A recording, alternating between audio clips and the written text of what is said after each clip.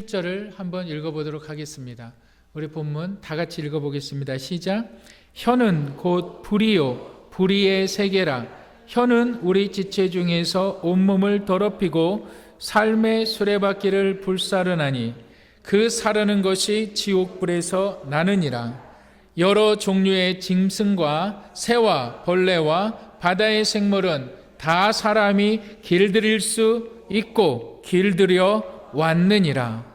야고보 사도가 지금 예수 그리스도의 믿음 안에 있는 믿음의 사람들에게 이렇게 이야기하고 있습니다. 혀를 길들일 수 없다. 그래서 혀로 인하여서 말을 만들어내는데 그 말로 인하여서 실수로, 여기서 실수라는 것이 뭘까요? 비틀거리다 이거예요. 혀로 인하여서 너희의 삶이 비틀거리다. 여러분 술 취한 분들 보셨나요?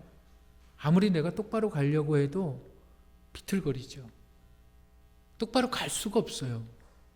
똑같은 의미를 본문에서 사용하고 있는데 너희들이 실수가 바로 말로 인하여서 벌어지는 그 실수가 너희의 삶을 비틀거리게 만든다 이거예요. 실수라는 말이 비틀거리다라는 뜻입니다. 그 6절에 보니까 이 비틀거림이 삶의 수레바퀴, 비틀거림이 평생 동안 이어진다는 거예요. 평생 동안. 나를 비틀거리게 할 뿐만이 아니라 내 가족을 비틀거리게 하고 내 가족을 비틀거리게 할 뿐만이 아니라 모임의 공동체를 비틀거리게 한다는 거예요. 비틀거린다는 것은, 실수라는 것은 뭐냐면 올바로 방향을 잡아서 삶이 가야 되는데 그 방향을 잃어버린다는 거예요. 올바른 삶의 방향이 없다는 거예요. 아무리 똑바로 가려고 해도 이 말로 인하여서 상처 주고 받기 때문에 내 삶에 흐트러져 버린다는 거예요. 무너져 버린다는 거예요. 여러분, 그리고 이것이 평생 동안 간다. 우리 한번 8절을 읽어보실까요? 3장 8절 다 같이 읽어보겠습니다. 3장 8절 다 같이 읽어보실까요? 시작. 혀는 능히 길들일 사람이 없나니 쉬지 아니하는 악이요 죽이는 독이 가득한 것이라.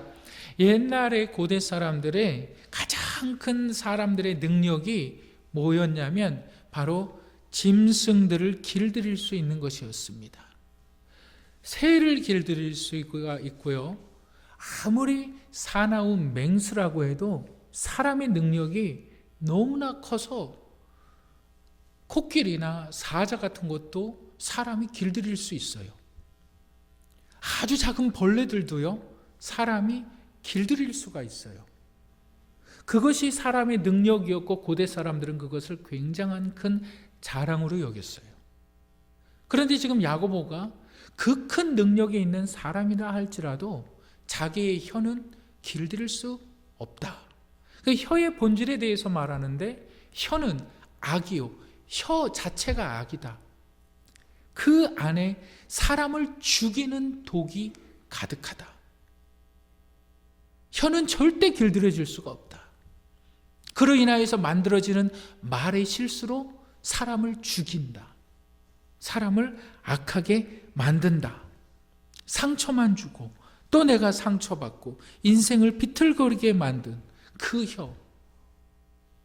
하나님께서 그 혀를 우리의 몸 가운데 두신 이유가 무엇일까요? 우리는 혀의 악함을 통해서 반드시 깨달는 것이 있는데 그것이 뭐냐면 내가 죄인임을 고백하는 것입니다. 혀를 통해서 내가 죄인임을 고백하는 것입니다.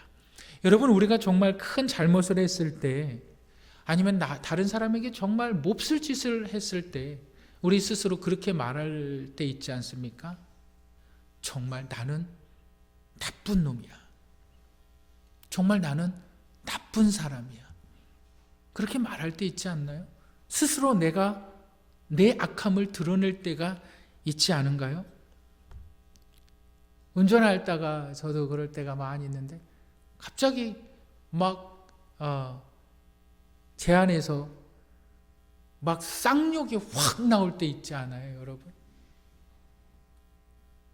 막 짜증나거나 뭐가 일이 잘 안 풀릴 때 그냥 의식도 하지 않는데 내 안에서 그냥 쌍욕이 확 나올 때 있지 않나요? 나를 보여주는 거예요. 내가 죄인임을. 지난주에 그 생생정보 TV라고 그 TV 프로그램이 있는데 대전의 한 식당을 소개하는데 버섯하고 여러 가지 그 음식들을 갖다가 이제 잘 소개하는 그런 집이었어요. 근데 남편이 산에서 약초를 이렇게 해다가 아내에게 그렇게 주면 아내가 그것을 갖다가 장사하는. 근데 그렇게 맛있대요. 그런데 그 촬영하는 그날 남편이 산에 가서 잔뜩 그 버섯과 여러 가지 산 나물들을 채취해가지고 아내에게 딱 갖다 줍니다. 식당에 있는 아내가 남편을 딱 보더니 하는 첫 번째 말이 뭐냐면 왜 오늘은 이것밖에 안 돼? 왜 오늘은 이것밖에 안 돼? 그 프로를 보고 있는데 속에서 우라통이 쳐밀더라고요. 여러분, 아내가 정말 더운 여름 날씨에, 정말 푹푹 찌는 여름 날씨에 가족을 생각한다고, 가족의 건강을 생각한다고 삼계탕을 끓입니다. 그 안에 온갖 좋은 거 밤도 넣고요, 대추도 넣고요, 인삼도 넣고요. 그 뜨거운 불 아래서, 그 뜨거운 불 앞에서 삼계탕을 열심히 끓입니다. 가족을 위해서. 내 남편이 딱 앉아서 하는 첫 번째 말이 왜 이렇게 닭이 퍽퍽해? 그럽니다. 왜 이렇게 닭이 작아? 이럽니다. 그럴 때 아내가 비틀거리는 거예요. 내가 이 남자랑 살아서 뭘 하나? 그럴 때 남편이 비틀거리는 거예요. 우리 이렇게 생각할 때가 있는 거예요.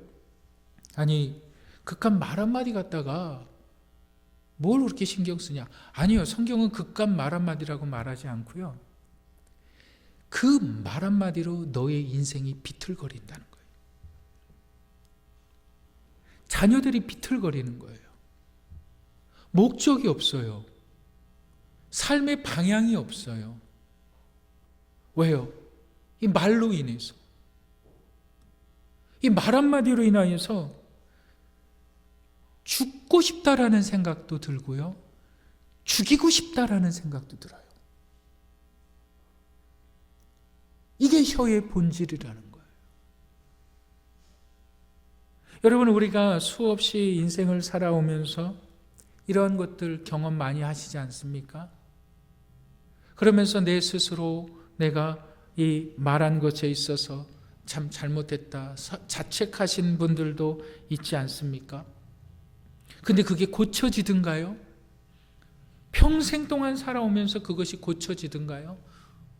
고칠 수 없다는 겁니다. 안 고쳐진다는 겁니다. 그것을 꼭 기억하시길 바랍니다. 안 고쳐줍니다. 여러분들, 혀로 인하여서 실수가 만들어질 때마다 깨닫는 것은 내가 죄인이다. 나라는 사람을 통해서 나는 언제나 이 혀를 통해서, 이 말을 통해서 죄를 만들어내는 죄의 공장이 바로 나다라는 사실을 기억해야만 합니다. 끊임없이 죄를 만들어내요. 이 죄를 없애려고 노력을 해도 없어지지가 않습니다. 참을인자를 몇 번을 생각을 하고 수없이 많은 책들을 읽고 교양을 쌓고 정말 치장을 하고 아름답게 하고 어떤 선한 노력을, 선한 행위를 해도 이 죄를 만들어내는 나의 본성의 그 죄악은 절대로 없어지지가 않습니다. 말의 실수는 절대 없어지지가 않습니다. 오늘 본문이 그것을 이야기하는 거예요.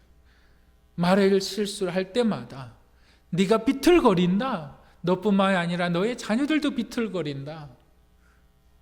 너의 부모들도 비틀거린다. 절대 없어지지 않는 것이다. 그것은 곧 내가 죄인이라는 사실을 여러분들 기억해야만 하는 것입니다. 여러분, 이 죄의 결과가 무엇일까요? 바로 성경은 죄의 값은 사망이다. 죄 이코르 사망. 죄 때문에 죽음이 왔다. 죽음은 피할 수 있는 것이 아니라 내가 만들어낸 죄 때문에 내가 당하는 것입니다. 죽음은 내가 만들어낸 죄 때문에 내가 당해야 하는 나의 목입니다. 이것을 피할 수 있는 방법이 없어요, 죽음을. 왜? 내 안에 죄로 인한 결과이기 때문에. 그런데 이 죄가 없을 수가 없어요. 없어지지가 않습니다. 그랬을 때 성경은 뭐라 그럽니까? 내 안에 더러울 대로 더러워진 이 육체의 죄악을 없앨 수 있는 유일한 방법, 죄를 알지도 못하시는 예수 그리스도께서 이 땅에 오셔서 예수 그리스도께서 죄를 대신 짊어지셨다. 대신 취하셨다라는 거예요. 이 죄를 옮겼다. 구약시대 때 어떤 사람이 남의 물건을 훔쳤어요. 그랬을 때 제사장 앞에 나올 때 송아지를 가지고 나오고 어린 양을 가지고 나옵니다. 그래서 제사장이 3일 반 동안 그 재물을 살펴봐요. 이게 질병은 있는 건지 없는 건지, 또 제대로 된 재물인지 한 우리의 홀로 가다 놓고 3일 반 동안 살펴봐요. 아무 이상이 없다 그러면 제사장이 그 재물을 갖고 온 사람을 부릅니다. 그리고 나서 재물과 함께 그 사람을 세웁니다. 이렇게 제사장이 기도할 때에 이 사람이 남의 물건을 훔쳐서 이 양을 가지고 왔습니다. 주님, 이 사람의 훔친 죄를 이 양에게 전가시켜 주십시오. 그리고 나서 이 양을 죽입니다. 그것을 제단에다가 불태워요. 그것이 뼈와 함께, 모든 육체와 함께 뼈가 다 없어졌을 때 제사장이 선포합니다. 너는 깨끗해졌다.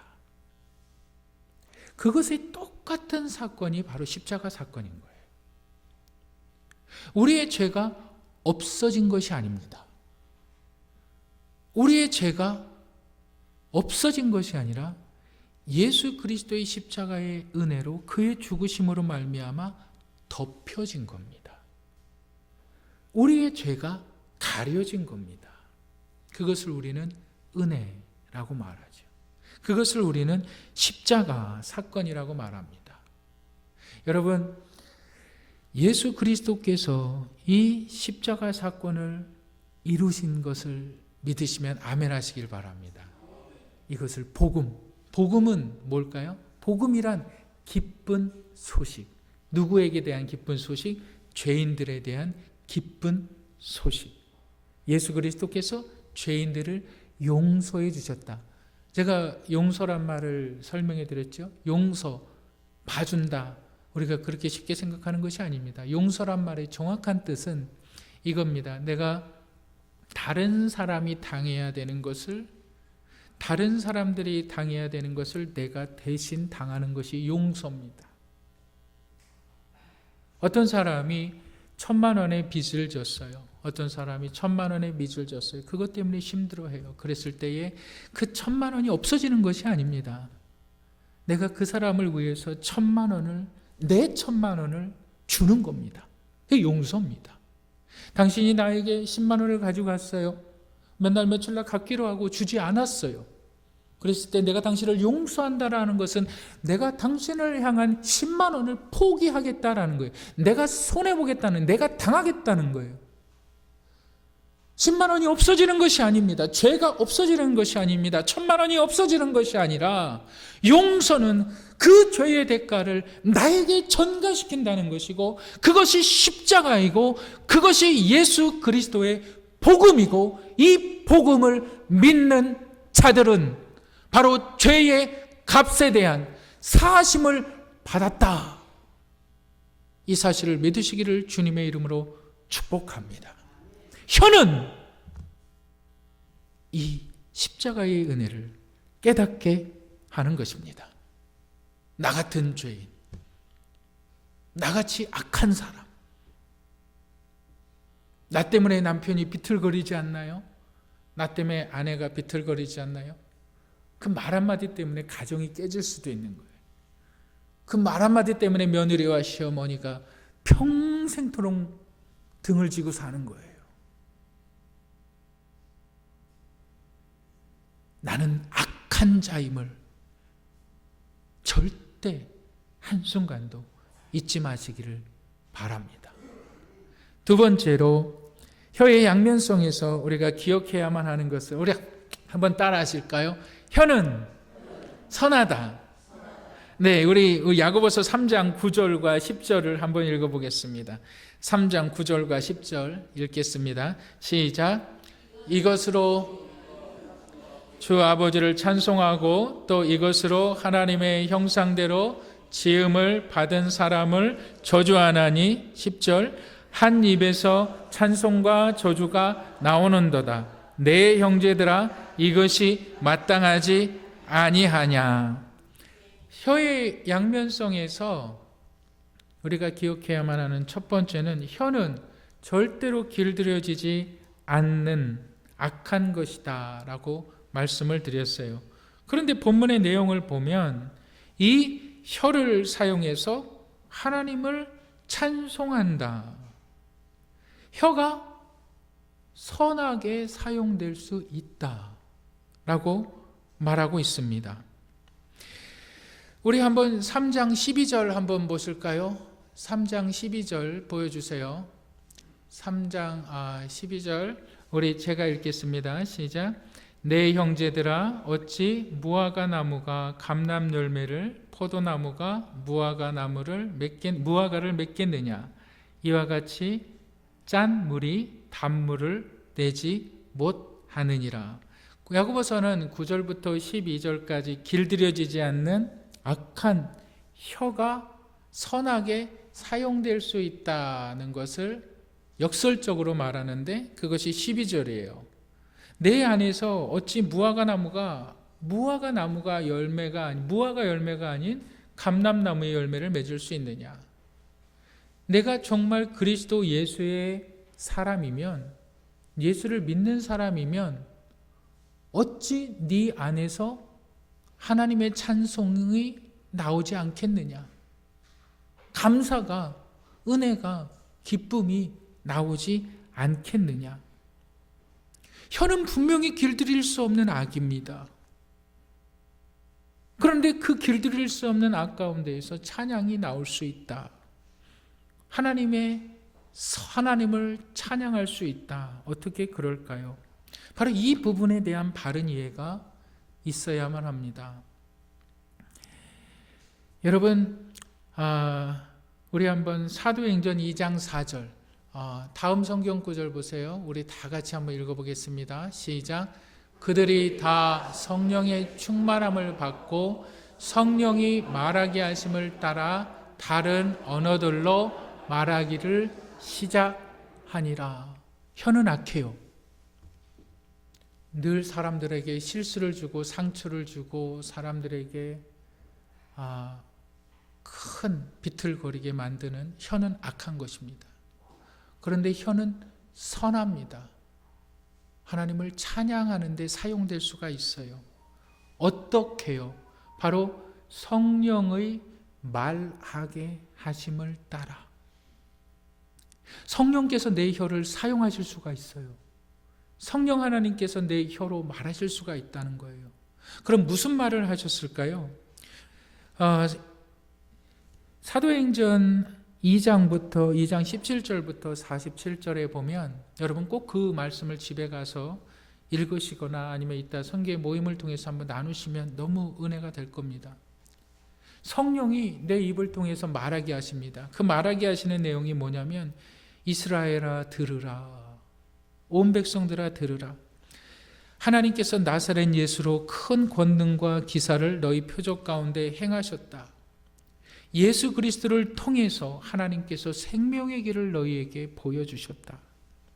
그런데 너희가 법 없는 자들의 손을 빌려서 그를 십자가에 못 박아 죽여버렸다. 그러나 하나님께서 그를 살리셨다. 우리가 이 일의 증인이다. 이스라엘아 들으라. 너희가 십자가에 죽인 그 예수가 바로 하나님이 주와 그리스도가 되게 하셨다. 이 사실을 너희에게 약속하신 하나님께서 성령을 한없이 부어주셨다. 무슨 말을 했다는 겁니까? 바로 하나님의 구원의 계획, 하나님의 은혜, 하나님의 선하신 일을 성령이 말하게 했다는 거예요. 다시 얘기하면 성령의 충만함을 받는다는 것은 내 혀가 하나님의 일을 말하는 겁니다.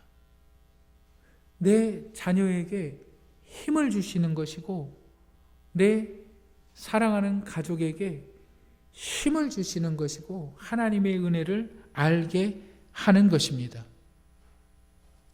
혀는 악합니다. 절대 길들여지지 않습니다. 왜요? 악하기 때문에. 그런데 내 안에서가 아닌 성령 하나님께서 우리가 십자가의 은혜를 깨달을 때, 내가 죄인임을 깨달을 때 성령 하나님께서 내 안에 내주하셔서 나를 바꾸는 작업의 첫 번째가 말하게 하시는 겁니다. 선한 말을 하게 하신다는 거예요. 사람을 살린다는 거예요. 지난 금요일 어버이날이었죠. 어버이날 교회 음향에 문제가 있어서 이 본당하고 3층을 한 20번 정도는 왔다 갔다 한 것 같아요. 너무 힘이 들어서 제가 집에 가서 제 아내한테 그랬어요. 다리에 힘이 다 빠졌어. 이제 몸이 옛날 같지 않아. 그랬어요. 죄송합니다. 그러니까는 제 아내가 하는 말이 내일 모레면 50인데 예전 같지 않지. 그렇게 얘기를 하더라고요. 육체적으로 힘들 때가 있어요. 어려울 때가 있어요. 저만 힘든가요? 우리 교회 성도님들 한 분 한 분 다 보면 아픈 다리를 이끌고 교회에 오시는 분들도 계시지요.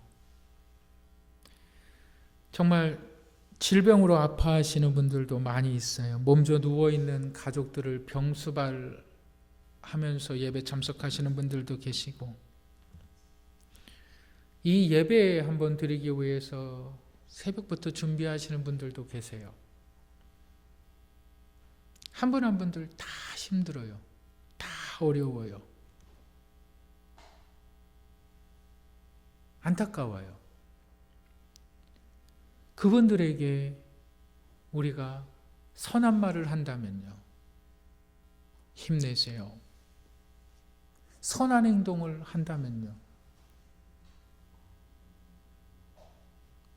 정말 어렵게 예배 참석을 했는데 또 누가 말로 나에게 상처를 준다면요. 비틀거리는 거예요. 신앙이고 뭐고 다 필요 없는 거예요. 죽고 싶다는 생각이 그렇게 드는 겁니다.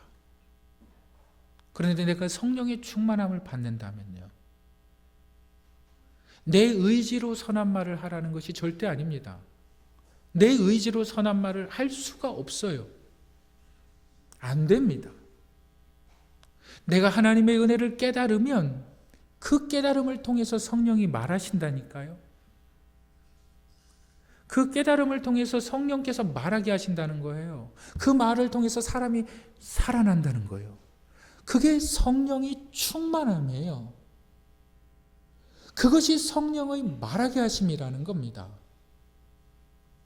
여러분들 성령 충만하시기를 주님의 이름으로 축복합니다. 지난주에 예배를 마치고 제가 성도님들과 인사를 하는데 우리 권사님 한 분이 나가시면서 그래요.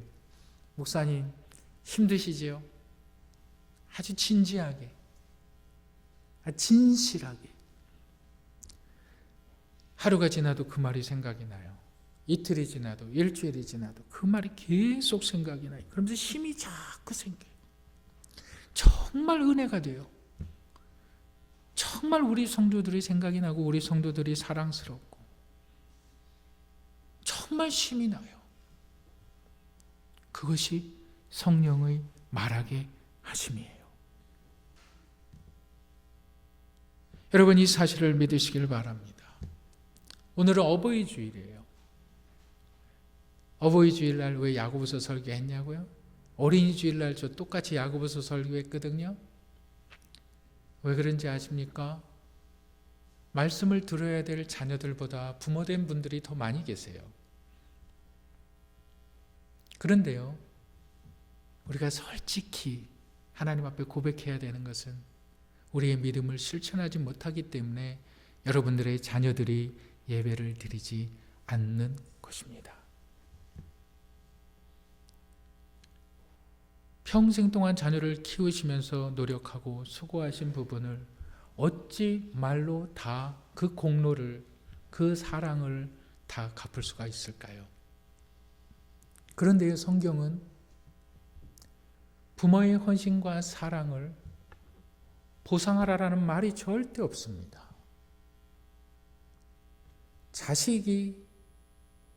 자녀들이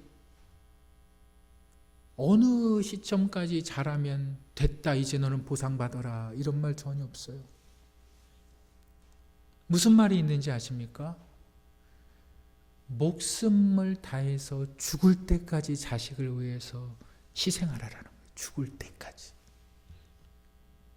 여러분, 죄송한 말씀인데 동물들 보시지 않습니까? 새들을 보시길 바랍니다. 물고기들을 보시길 바랍니다. 언제까지 희생하냐고요? 그 자신이 죽어서 없어질 때까지. 정확하게 부모의 사랑을 가리키는 것이 십자가, 복음입니다. 여러분들 자녀들을 복음을 듣는 자리에 이끄시기를 주님의 이름으로 축복합니다. 내 말로 인하여서 자녀들이 예배에 안 나오는 거예요. 내 말로 인하여서 자녀들이 비틀거리고 있는 거예요. 그런데요, 자녀들이 아무리 힘이 들고 아무리 어려워도 부모가 힘내, 괜찮아, 하나님이 함께 하셔, 그런 선한 말을 한다면 어느 자녀 누구 할 것 없이 일어납니다. 상황이 문제가 아니에요. 내 안에 무엇인가 채워져야만 하는 그것이 없는 거예요. 내가 왜 살아가야 되는지 모르겠고, 내가 왜 이 가족을 부양해야 되는지도 모르겠고, 내가 왜 이 자녀들을 위해서 헌신해야 되는데도 모르겠는 거예요. 왜요? 그게 비틀거리는 거예요. 수없이 말의 실수로부터 상처를 받아왔어요. 부모로부터 수없이 많은 상처들을 받아왔어요. 가족에 대한 존귀함이 없어요. 가정에 대한 그 아름다움이 없어요. 가정에 대한 그 소중함이 없어요. 왜 비틀거리는데? 술 취해 보셨나요? 생각이 되던가요? 술 취해 보셨나요? 똑바로 걸어지던가요? 술 취해 보셨나요? 나의 삶의 목적이 무엇인가를 기억하던가요? 아니요, 비틀거려요.